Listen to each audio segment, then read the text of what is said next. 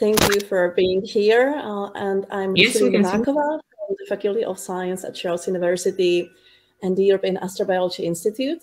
And today I'm going to talk about the Life Beyond Us Science Outreach Anthology project and its implications for the future and the overall approach we took with this book. And the main issue with astrobiology outreach is that while astrobiology is extremely popular with the public and questions about whether there is life somewhere else in the solar system and beyond are interesting for most people, astrobiology research sometimes gets distorted in the media, and we can see headlines like these, which often make the public think that we already discovered alien life, whether on Mars or in exoplanetary systems, and that we are prone to meet alien intelligences very soon.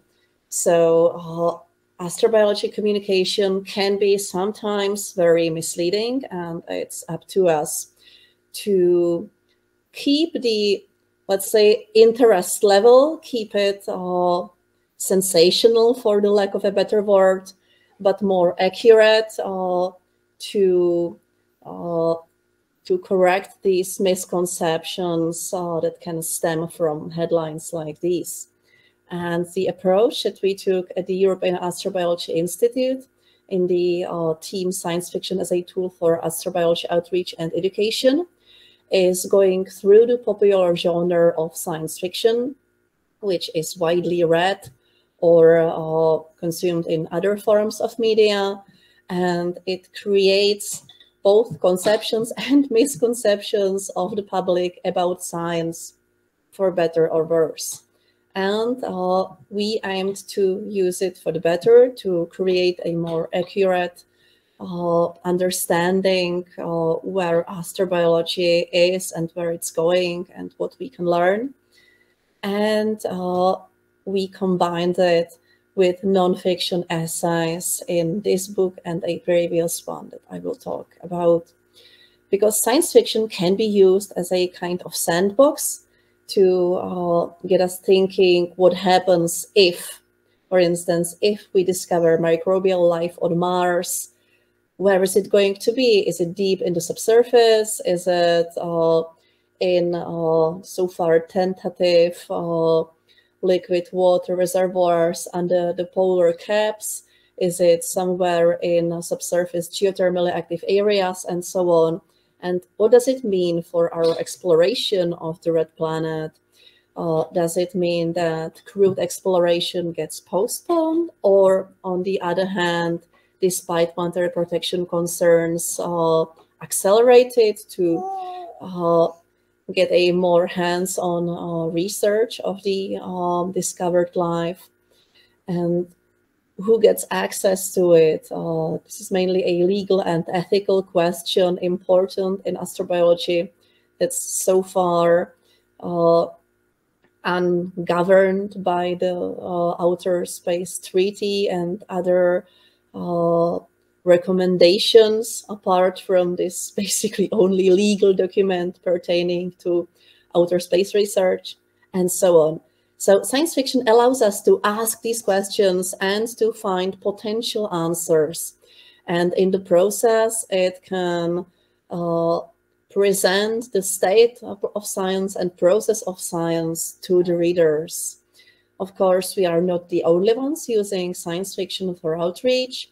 For instance, the Exoplanet Demographics Conference used short stories and poems related to the scientific abstracts in the meeting.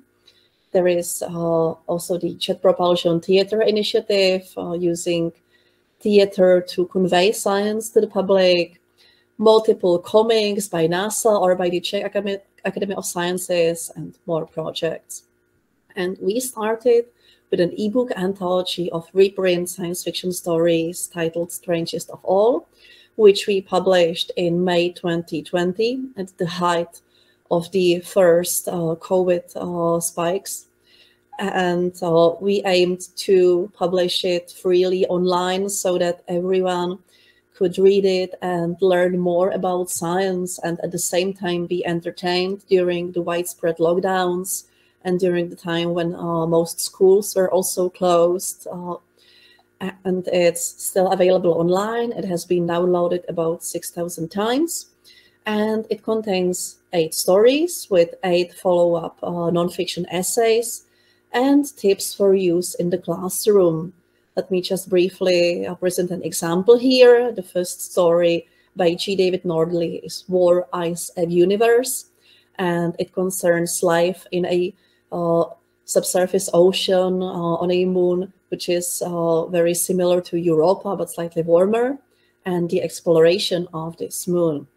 And in the nonfiction essays, I covered topics like how ubiquitous water is in the universe, what we know about Europa and its ocean, how tides can act to warm an icy moon enough to create a subsurface ocean in the case of Europa and Ganymede and other moons, and how we learned about the ocean at all, how we can explore it in the future or sample the geysers of Enceladus, the potential geysers of Europa, what conditions for life there might be, and also the special case of the potentially sandwiched oceans with high pressure ice at the bottom in case of Ganymede, Callisto, and Titan.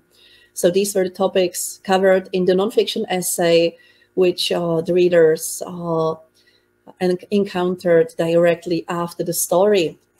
And since this project was successful, we aimed to create a more ambitious anthology also in print and original stories written directly for the anthology. And that's Life Beyond Us. We ran a Kickstarter to fund the publication. It was published in April this year, and it contains 27 stories with 27 essays by different authors and scientists worldwide, including Poland and many other countries. And it also has educational materials, some of them already available online at the website of the European Astrobiology Institute, and other ones are being prepared. And it covers a very wide range of astrobiology-related topics, such as planetary protection, the climate of Venus, and many other ones. The reviews have been very positive so far, and especially praised how it combined the science fiction with the scientific essays. And this is just a brief look at the educational materials, these long answers for teachers so that they can use them for interacting with the pupils. And of course, what's next for us is that we are going to create more educational materials, potentially translate the book or individual stories and essays into other languages. We also applied for a cost action, and we should learn the outcome next May. And if it's successful, it would allow us to organize a conference, special sessions during other conferences, workshops on science communication through narrative-based approaches, especially in space sciences, and to evaluate different SciComm strategies, especially using narratives like science fiction. We are also thinking about the possibility of a second volume of the anthology or different books altogether. But an important question is, of course, whether this approach really works, because although the reviews and reader reactions were very positive, we are interested in finding out whether the narrative-based approach is really effective to create more interest and accurate conceptions about science. And it also pertains to questions that were discussed, for instance, at the European Space Agency astrobiology brainstorming session that took place this October, and where we discussed issues such as astrobiowashing, putting astrobiology distant or not really related discoveries and claims in connection with life, so that they are more interesting for the media, which can in turn create more misconceptions. It can be misleading, and it could create a sort of fatigue in the public with regard to astrobiology and claims of life. And it was also discussed how to communicate tentative discoveries of life beyond Earth. And we are interested in seeing whether projects like Life Beyond Us can prepare us more for communicating these discoveries that would include a high value of uncertainty.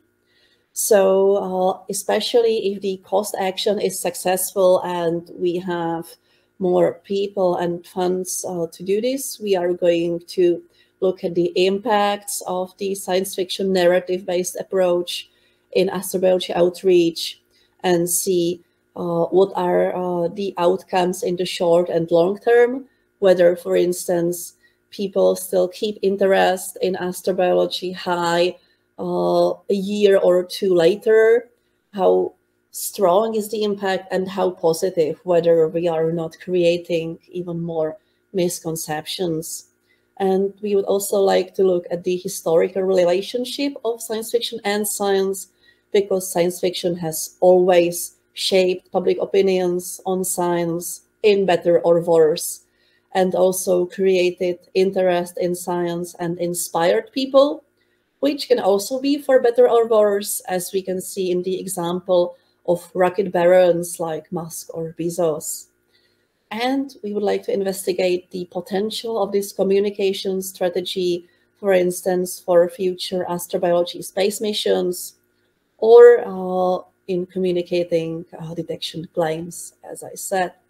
So to conclude, stories, narratives can bring science closer to people and create a deeper interest, and thus they can pave the way for further and more accurate outreach and educational activities, whether these are nonfiction essays following upon stories or talks or any other outreach and education approach. So that's it from me.